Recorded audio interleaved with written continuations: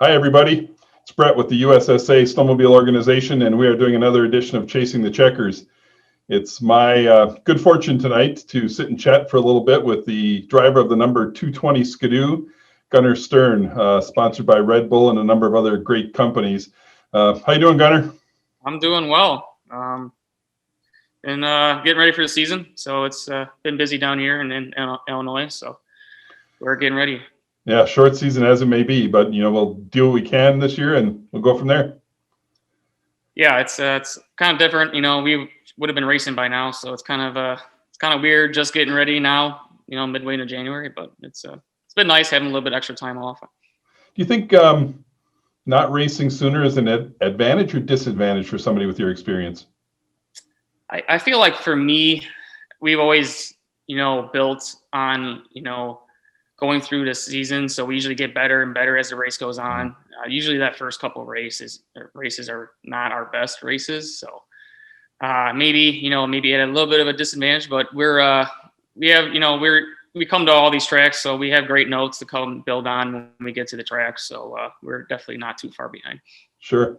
You had a pretty busy off season, huh? So a couple of big things happened in your life? Yeah, it's been a pretty crazy year. We, Macy, my fiance now, so we got engaged, and before that, we actually bought a house together down here in the spring. So we had that going on, and then we also bought a little puppy that we got. So now we got 2 dogs, and a lot of life changes this year. So it's been exciting, been fun. Yeah, it makes you get up in the morning and have to go to work, doesn't it? Yeah, right. It does. Yeah, I've been earning it now. So yeah, for sure. This picture of this sled just over my shoulders, that's last year's sled, or is that 2 years ago? That's last year's sled. So okay, that's it. For this coming year, everything's gonna look a little bit different. We have a pretty clean look coming out this year, so we're gonna unveil it next weekend. So great, pretty cool.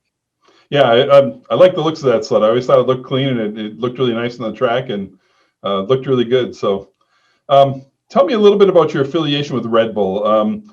You are fortunate, well, even fortunate is not the right word, because I know that you work very hard at it, but you're fortunate to have somebody like a major sponsor like Red Bull with you and your team. But it's not just Red Bull saying, hey, here's some cash and some merchandise. There's commitments on your part. So can you tell people a little bit about what's involved with that whole deal? It's I like to see it as a two-way street. That's not just with Red Bull, but with all the sponsors and relationships that I build on. I always try to make a point to what am I giving back to our sponsors? How can I make my end of it? With Red Bull, it's they don't ask. There's not too much of like you need to do this, to make our partnership work. It's they do a lot of recruiting, and they really find out who you are as an athlete and what makes you tick, and they try and build upon those things and help you along in promoting yourself by also promoting them. So they really want them, for them, they really want you to promote yourself, and then they are being a part of obviously your who you are, and then using the product of Red Bull in itself. So right, but it's always important for people to understand too, when you get involved in the sponsorship world, that you have to carry yourself well on and off the track. It's not just your race performance that comes to play at the end of the day. It's who you are as a person, and how you are to the little child who wants an autograph, and all that type of stuff. Yeah, for sure. I always try and think about that. Sometimes I get carried away, and that's good too. I feel like it's good to show character, to show, if you're, emotional, to show that a little bit. Don't get so carried away with it that it becomes, a nuisance and start to take over who you really aren't as a person. So that's all part of it. And if you are truly, a good person, that's going to come through. So yeah, good stuff. You represent them very well, so you should be proud of that. Thank you. I try. Let's talk racing a little bit. That's always a little bit more fun. Based on the background of your screen there, I can see a lot of trophies and a lot of checks and a lot of cool stuff like that, but there's obviously a trophy that's missing. I mean, you've been the USSA points champion, you've been the TLR Cup Tour champion, you've won at Alexandria, you've won in Wausau, you've done all these great things, but there's one with a big eagle on the top that just hasn't shown up in your trailer yet. Does that gnaw at you, or how's that sit? Yeah, I mean that's obviously a goal of mine still. I've been close. One year, I was real close. I was leading on the last lap and kind of lost it for myself. So it's not from me, not trying hard. We definitely, are trying to win it. But I'm not going to let, if it doesn't happen, I'm not going to let that define, what I've done as a racer. And I don't think that's, obviously it's an important race. It's, like a Daytona 500, but it's not, everything to me. It never has been. It'd be awesome to win, for sure. It's a big deal, but it's not everything. So Yeah. it gives me a little bit extra maybe this year being the only thing that I haven't really won yet, but treat it as the same race still too. So with somebody with a career like yours that's been well respected and well earned and well deserved, it sure would be nice to put one piece of the puzzle in place to kind of feel like the puzzle's complete. So I wish you the best of luck here coming up in just a few short days when that whole event starts. Last year, was that the year that the ski loop took you out? Yeah, that was last year. Yeah. Okay. When talking to some people here and spectators, and I'm assuming that maybe a lot of them aren't as well versed in it as we are, they don't understand the ski loop rule. Can you share a little bit about that rule? And I mean, really, a ski loop has nothing to do with performance on the machine. So, No. but just if you can explain the rule and how it's interpreted and the function of it. Well, the ski loop rule, we have ski loops to protect us drivers. It's a safety feature. So the ski loop is a rounded edge on the front of the metal ski. So like you said, there's no performance gain to it other than that it just makes the skis not become daggers on the racetrack. And then that then becomes, not functional during a race, then you are then disqualified, whether it's from, vibration or, getting in contact with something, then you cannot finish that race. Even if you are racing and they do notice it, like while green laps are running, they can black flag you. And it's for a good purpose. There's people that think that it's a stupid rule that really, you could be leading all laps, not be close to anyone, and then it just vibrates loose on the last lap. But that's just what the rule is. So everybody has to follow it. Right. The intent of the rule is very good, especially if you're a driver. I can see from a spectator standpoint where a lot of people, they just throw up their hands and go, it doesn't make any sense. But it does come into play. So it's good to hear from your perspective as well, because people just didn't seem to understand sometimes why something as simple as a ski loop can take you off the race for the most important race of the year, really. So you dabbled in F3 a little bit, and you raced some F3 last year. My understanding is you're probably piloting an F3 this year as well. How do you feel about the F3 class? I have mixed emotions on it, honestly. It's the way I see it is the F3 class is good intentions. I feel like it's good for the sport. It brings back a snowmobile type of atmosphere into the actual snowmobile racing. I feel like the sleds that we race now have gotten a little bit too far away from snowmobiles, even though they are, the perfect machines for what we do as racing on an ice in an oval. The machines we are racing today in the Pro Champ class are just so different from what's, being made by the manufacturers. So I know that I feel like the F3 class is good for the sport in that sense, in that we're racing the sleds that Skidoo is, selling. I like that aspect of it, but it does need a lot of work still, which, you can't expect too much out of it from the first year. I feel like we got a good start on it last year. I totally didn't hate the sled. I'll tell you that. It was fun to drive. It was definitely challenging. It's a very challenging class to get the sleds to work, to kind of, do the opposite intention of what they were made to do. These snowmobiles that nowadays are made to go like in the air and jump, 20 feet in the air and have these crazy, suspensions on them. Wow. Like the sleds that we're racing today are kind of the opposite of that. So that's the challenging part of it. But I like the class. I feel like the class should, probably be the premier class looking into the future. It just makes a lot of sense, in more ways than not. So. Right. Back in the day, it looked like a production sled when it was on the track, back in the early part of snowmobile racing, but that there have been some modifications done, and that's what encouraged people to buy that sled. They wanted to try and make it fast. So if it won on Sunday, they bought it on Monday.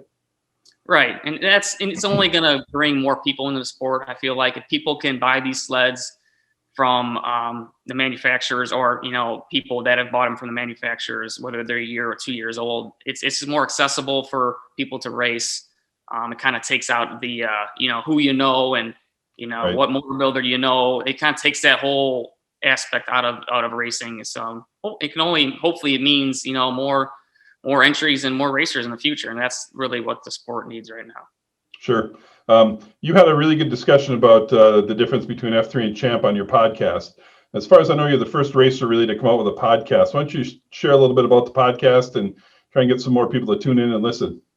Yeah. So I had this idea to start this podcast last year. My fiance and I, Macy, we started it. We're 2 episodes in. It's called the Ice Warrior Podcast. I named it that just because I feel like that's what we all are out there. It's kind of a, what I see us as. It takes a special type of person to really jump on a Champ sled or an F3 sled now. So, but the whole point of our podcast isn't to promote myself or our Stern Racing or like my sponsors. It's, the main part of it is to talk about ice oval racing and, and get people, hopefully, on the future episodes, to get people that are, involved in the racing and get their ask, what they think about the sport, what they think there should be, new things that should happen. And that's really, what I'm trying to get with the podcast. So it's only good things, it's not me trying to, bash certain people or talk negatively or anything like that, or bring up drama.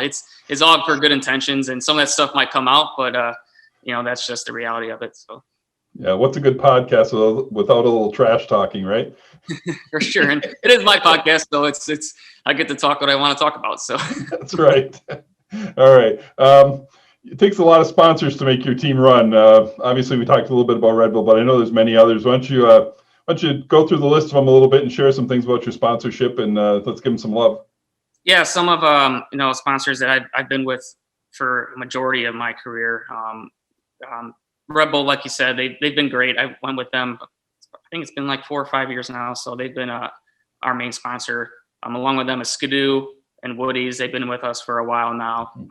A new sponsor that we picked up last year, Tub of Towels. It's like a hand wipe kind of thing. They work great. They're actually really awesome hand wipes. Aqua Finance, another new sponsor we picked up last year, a finance company out of Wausau.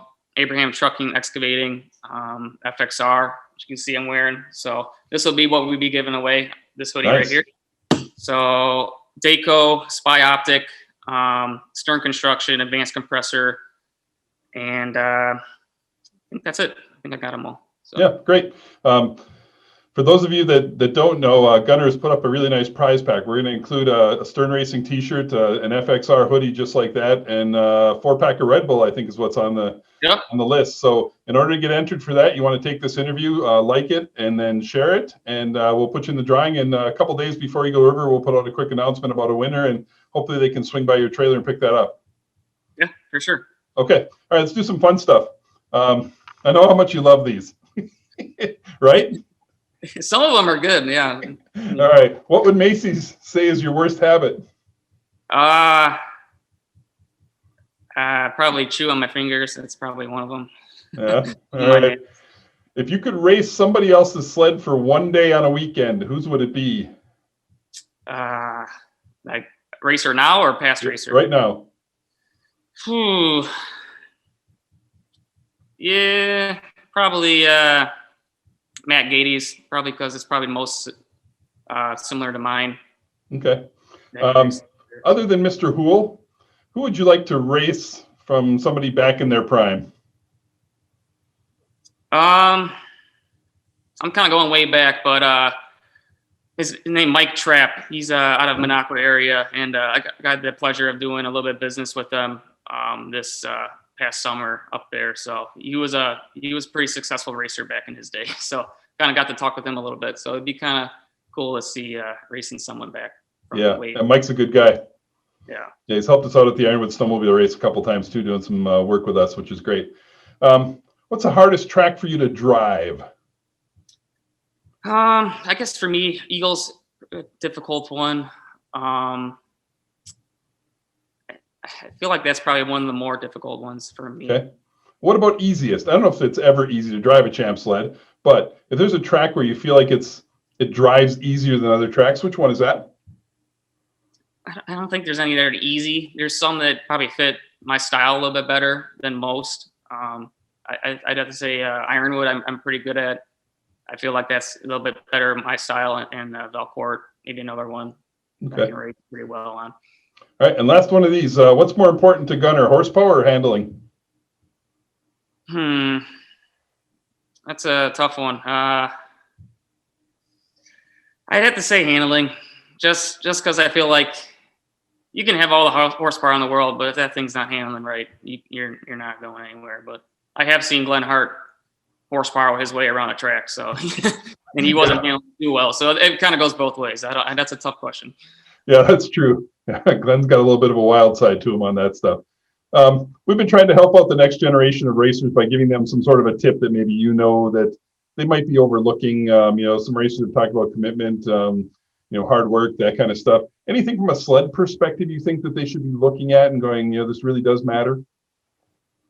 Yeah, really paying attention to what you're doing, what changes are actually changing what on the sled on the racetrack, and not making too many changes at once. I feel like that's kind of what I learned from when I started racing champ to now is, the changes that you're making, make sure they're actually changing what you want them to change. I know that sounds really simple, but it does matter when you're like trying to like throw the kitchen sink in it, or you're not really grasping what is actually doing to what on this sled. You might be making a couple changes, maybe 2 or 3.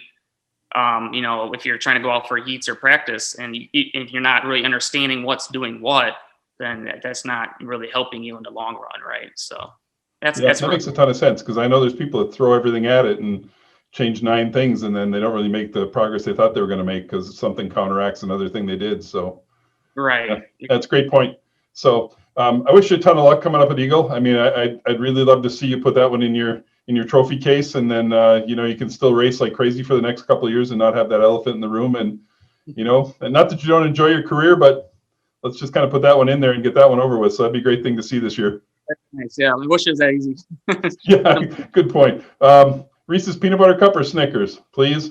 I honestly, I'm not a big fan of both, but no. I have to say a frozen Snickers is probably better. All right, I'll still stop by and say hi when I see you next time. Thanks, Gunnar. Have a good night.